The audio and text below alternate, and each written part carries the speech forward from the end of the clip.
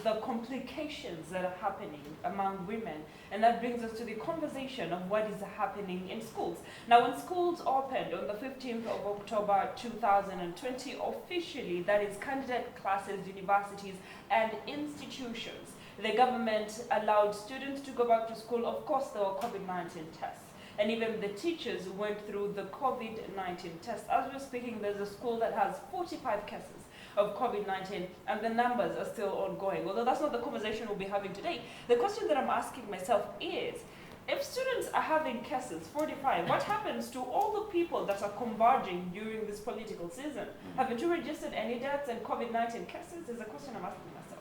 Now, coming back to the conversation of what we are starting with today, Makerere University Business School lecturers are putting down their tools, saying that they need the government to pay their salaries and also increase their salaries. Because here's the thing, when we look at the calculations and what is happening in Makerere, they say that the staff in other government or private schools are being paid a lot of money, and that is 20 million shillings for a vice chancellor, 17.4 million for a deputy vice chancellor.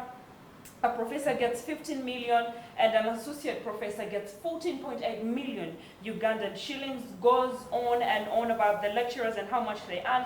But according to the MUBS people, they say that their associate professor earns 7 million Ugandan shillings only. And they say that is very, very unfair. And they have called upon the government to make sure that their salaries are put back in the way that they should be. And Brian Muyomba, the chairperson of Makerere University Business School Academic Staff Association, says that they tried to be as cordial with the government as they could, but that refused to work. So now they're striking and putting down their tools in order for the government to come up and make their salaries a reality. But here's the thing, Simon, Chris, and Tariq. Where we are, students are left with less than a month to sit for their examinations. Not less than a month, less than a week. Especially universities, yes. They have a very short time to sit for their examinations. In December, they're starting to sit for the examinations, right? Especially the university students. 25th this month? According to my sister, who is in Islamic University in Uganda, they are sitting it between the end of this month and December. And here's the question. For these lecturers to put down their tools as late as this, when the students need them for them to sit for the examinations, students who have been at home for nearly 6 months and now they were back in school for just a few weeks and they have to sit for their exams.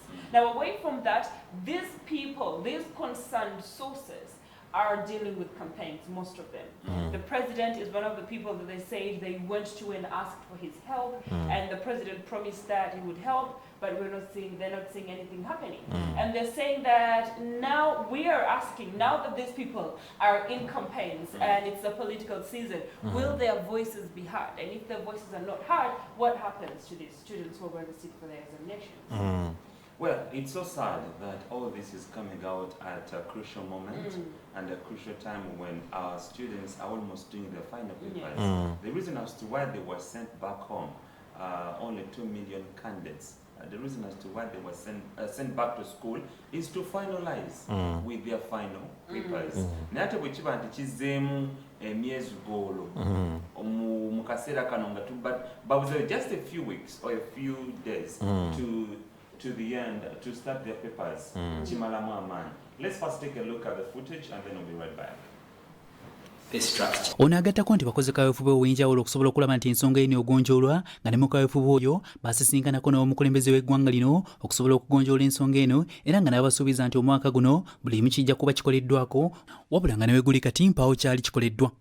Bali ku ssettendekero ya Makerere University Business School tutedde wansi ebikola byaffe tukkaanya ku nsonga eno ng'emaze ebbanga ddene naye ne tumala ne tugitwalewo omukulembeze w'eggwanga. Era n'alagira nti abasomesa ba MUBS bwe baba bakola babawe ssente ng'abalala bonna abali mu matendekero ga gavumenti. Ne tuvaayo lwaki tulanga tukaanyizza nti tugende tukole mu mwezi gw'omusanvu bagenda sasula ssente nga bwe zirina okubeera. Naye kyewuunyisa nti kati mu mwezi gw'ekkumi n'ogumu era tebannakola ku nsonga eyo. Yes, abawandiisi w'ekibiina kino agamba nti mu matendekero agazi yunivasite agali mu ggwanga abasomesa ba ssettendekero wa MUBS be bokka batasasulwa bulungi. The challenge is that of all the public universities in Uganda, only MUBS, probably only MUBS, staff are not getting the salary that they are supposed to get. And this has become a big problem. The challenge is that of all the public universities in Uganda, only MUBS, probably only MUBS, staff are not getting the salary that they are supposed to get. And this has become a big problem. But also it's interesting that the president and the first lady, who is the Minister of Education, numerous meetings, and the president even directed that starting July 2020, staff in MUBS get their right pay as per their positions. Dr. Brian Muyomba atunnyonnyedde ensimbi mmeka buli omu z'ateekeddwa okufuna n'emitendera egy'enjawulo. Nganga omuntu nga profesa alina afuna miliyoni 15 mu emitwalo 6 naye nga bamuwa 14. N'osanga omulala nga lecturer alina afuna miliyoni 7.5 ate bamuwa miliyoni 3. So tumaze ebbanga nga tuli mu kulwana mu kugezaako okutula mu nkiiko n'ebekikwatako, naye tusanze nti ensonga eno era tewedde. Naye abaaye okwekalakaasa kuno tekuukuse bayizi naddala abali mu kamalirizo. Nze Hasif Sekiwunga ku lwa STV. Weewaawo abo bawulidde emboozi baagala basuddewo ttawulo era nga bagamba mpaka nga gavumenti evuddeyo naye baneetuukiriza ebyo bye yasuubiza naye nga bo bagamba wa ekimala kimala. Gavumenti ng'eyita mu pulezidenti waayo General Kaguta Museveni yavaayo n'asuubiza abasomesa okubongeza omusaala mu mwezi ogw'omusanvu naye bagamba okuva byekikola tewali kyabadde kutuukirizibwa.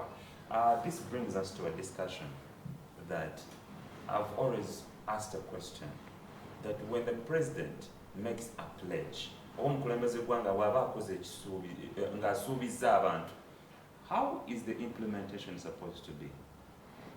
Ebiseera ebisinga president wabaako nekyasuubiza tekyogera bwogerwa nti ngenda kukola bwe nti awa kirina fomati zekiyitamu kini bitenda gikiyitamu lina okubanga olunsi otwalaba ku mbeera weyasuubiza bannabyamizannyo n'agamba nti buli muddusi yenna eyayitaano gold medal agenda kubanga afuna omusaala gwa bukadde 5.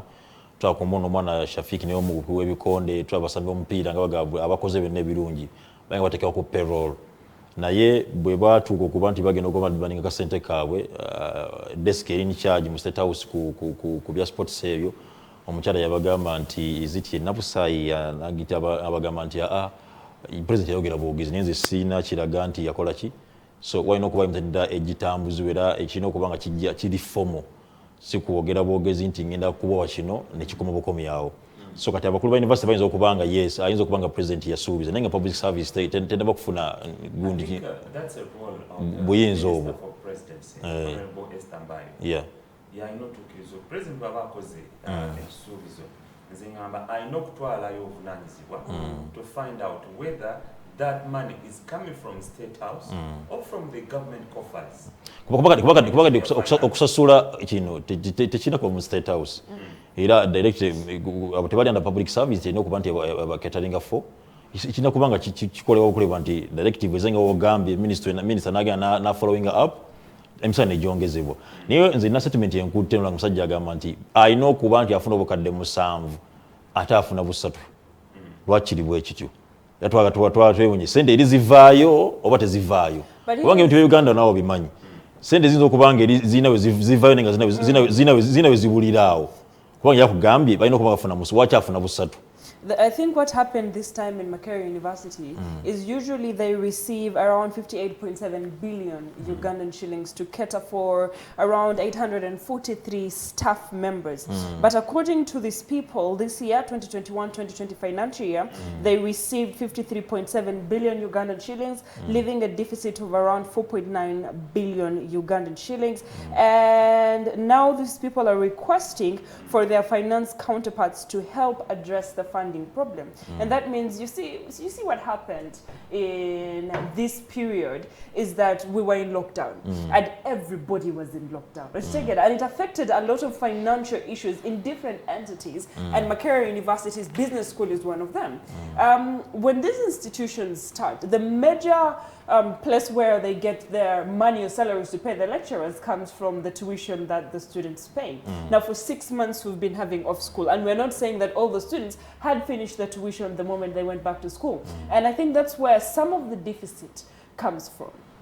And when you have a deficit like this, especially in a time when there's COVID-19 situation, the question now should be, the rest of the money to cover up for the 4.9 billion that they're missing.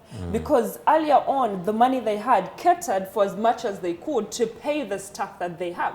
But now at a position where they're not able to finish the salaries. And I know with the political situation that has come and all the money being diverted to politics, even the money that the president said they would give them, I'm sure this money right now has been diverted to helping him with his political campaign trail.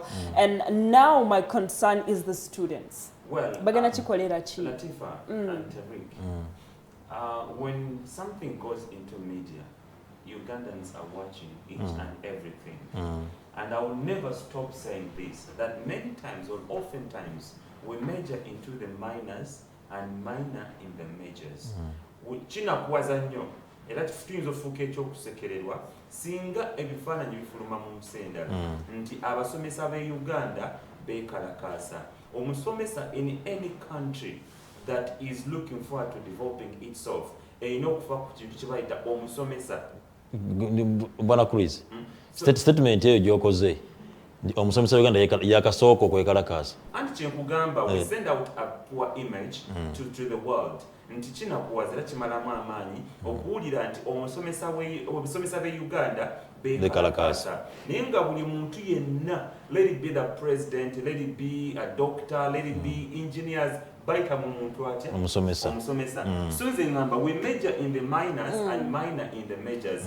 Abo kyebadde kugamba nti buli kimu kigenda ku internet oba mu media kirabibwa. Recently, a president yavaayo n'agaba ssente.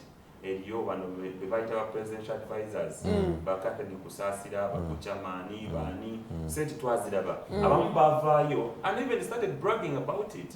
We saw money, piles of money.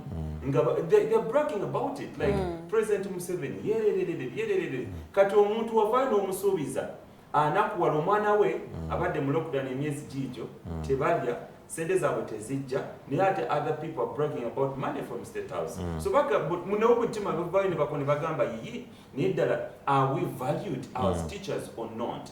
So ebintu ng'ebyo nze ngamba we need to revamp each and everything and consider what are the major sectors we have in the country and we time we started considering bwe twogera ku mbeera eyo yennyini era Latifa tuwadde natulaga nti abantu banene wayinza okuba mbeera ya COVID naye tuwe tuyita story y'abasajja nga tugobera story nga ebadde etambula bagambye nti baludde akaseera nga balagana n'embeera kitegeeza ebaddewo even before COVID nga bo balaba nti bo nga bo MUBS waliwo obutali bwenkanya abala basasula ssente ati bo bafuna za njawulo naye nga tuli bakola omulimu gwe gumu. So president yavaayo n'agamba nti agenda kubanga abongeza omusajja azaabyogere kaseera agenda kubanga akola ki ayongeza abasomesa omusaala. Bwe tudda ku mbeera y'okuba nti nno oyogedde ku mbeera ssente zitambula